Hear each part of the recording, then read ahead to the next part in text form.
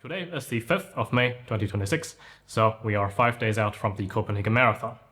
It is 5:31 right now in the afternoon, and this morning I have already done my first race week run, which was a 6-kilometer run with just a few strides in between. Now in this video I want to sit down a bit and talk about my blog until now, which I started at the beginning of January, so a 16 or 17 week blog in total, and maybe go through the blog a bit, talk about my experiences, maybe on some things I would do different next time, and how the whole blog felt, and how the taper went, which was interesting.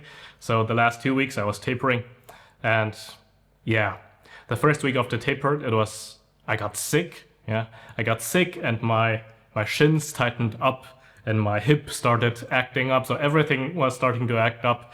But right now it is feeling a lot better. So since last week, it is feeling a lot better, and I think I'll probably be just about right, fit enough for the marathon itself. Anyways, so to do a quick recap, I think this blog, so over the 16 or 17 weeks of this blog, I didn't really follow any plan, and I slowly built up my mileage from around 45 kilometers, 5 kilometers a week, and I slowly built it up to the 96 kilometer was my peak week. So around 5 weeks ago. And my peak block this time around was around 5 weeks, and I averaged around like 90 kilometers for my peak block. Now, I only ran 2 marathons before in my life. I ran Berlin 24 and I ran Barcelona 24 also. So Barcelona in, I think it was March, and Berlin in September, of course. And in Berlin I ran 3:21, yes. 3:21 as my second marathon, and for Berlin, if I remember correctly, I didn't do one single faster tempo session. I just did pure zone 2 training because I was afraid that I would get myself injured if I build up the intensity and the mileage at the same time, which in hindsight was probably a very sensible idea because I don't have that much experience running. I mainly come from a strength training background, so I don't really have a lot of running experience, right? So this block for me was actually a pretty new one in terms of running experience, because I only really, like I said before, during my Berlin prep, I think I peaked around 70 kilometers for 1 week, and my peak block averaged around 60, and I'd only had my peak block for 4 weeks, including the 70 kilometer week. So this time around, peak block was 5 weeks, and the average was 90. So this time around, it was quite an increase in volume. I think I averaged around 70 kilometers for the whole block, so the whole 17 weeks, not including the taper. Now this time around, I also included quite a lot of workouts. So I did, on average, 1 workout per week, so 1 speed session, usually longer interval repeats. I started by doing 2x1s, and then 2x2s, 2x3s, 3x2s, 4x2s, 3x3s, 3x4s, and then so on. So every week I would have 1 interval workout, km repeats, and then I'll have 1 long run. And it is only during the peak block that I started incorporating marathon pace into my long runs. So in the first week of my peak block, I did a 28-kilometer run, I think, with a 10K very hard finish, which completely smashed me, so I had to cut back the next week. Cut back on my long run the next week. And then the week after, I did some 2x8s, I think, or 3x6, something like that. And for the next 3 weeks, I always did a marathon-paced segment. So 3x6, 2x8, and then for the final week, I did a 2x10 marathon pace within a long run. So that was reassuring. I mostly hit the paces. And I think I've never really been this fit in my life. For the marathon, specifically. So, if I'll be honest, I think this time around, here, race prediction, watch out. I think I'm probably in a sub 310 shape, right? If everything goes well, probably a 305, but we'll have to see. Finger crossed that the weather is good. At least right now, it is looking pretty decent. It might actually be a bit too hot, if I'm being honest. If I look at it right now, I can see that at 9:30, which is gun time, I'm starting in the sub 3 group, and I'm going to position myself to the very back so that I don't get in other people's way. But I think if I start in the next quarrel, in the next group, then then I have to be at the very front. Otherwise, I'm going to run past all the 3 to 3:30 guys or girls. So I think that is the better strategy, and I've gone with that. Anyways, as I was saying, if I look at the weather right now, 9:30, it's 11 degrees and sun already. So that's a bit warm, don't you think? Probably, for a marathon. And at 12:30, which is hopefully my finishing time, or 12:35, I don't know, it's already 15 degrees. But the problem is that there is no sun cover, so it's probably going to run a bit hotter than expected. And during this training block, I also didn't really train in anywhere that is close to warm. It has been snowing and raining and being windy, so the weather wasn't really great in Germany this winter, especially towards the end of February, I think. That was probably the most insane winter within the last 10 years or something like that. A lot of snow, a lot of ice.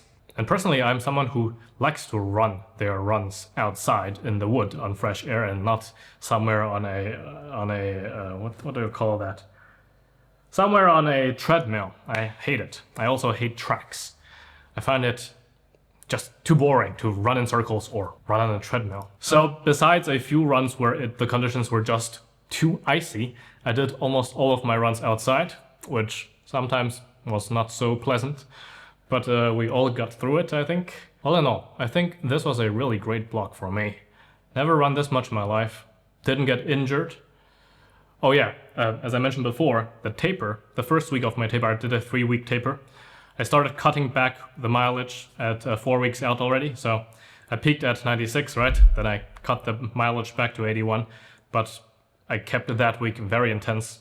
Did a workout, 400 repeats. I think 16 or 17 rounds of 400 repeats, slightly faster than marathon pace. Of course, on the track, unfortunately. And then I did my 2x10 long run on that weekend too. So yeah, anyways, as I was saying, my taper, the first week of my taper was actually probably the worst week I have felt in my whole block.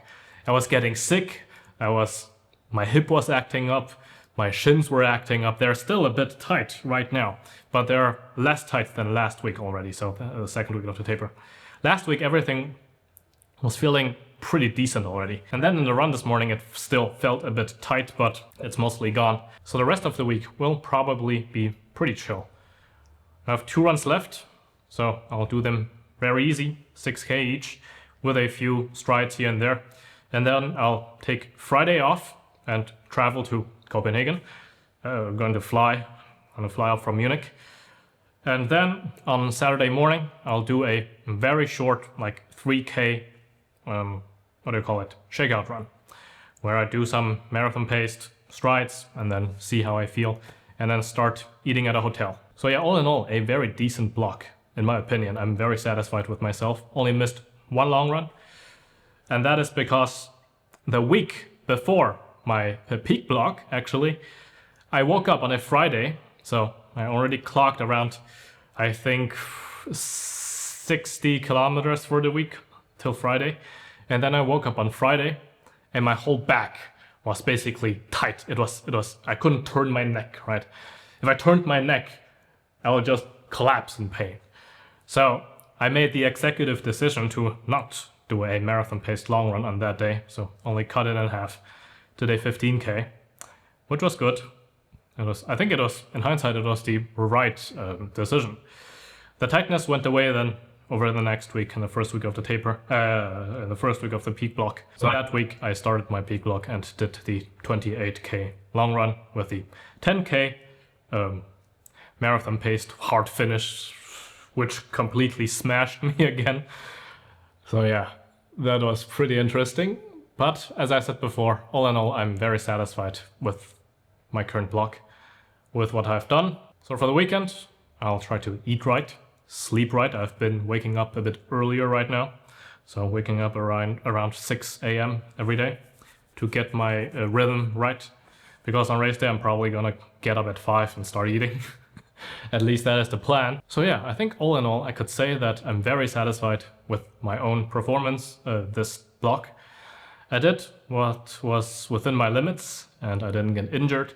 I hit most of my workouts.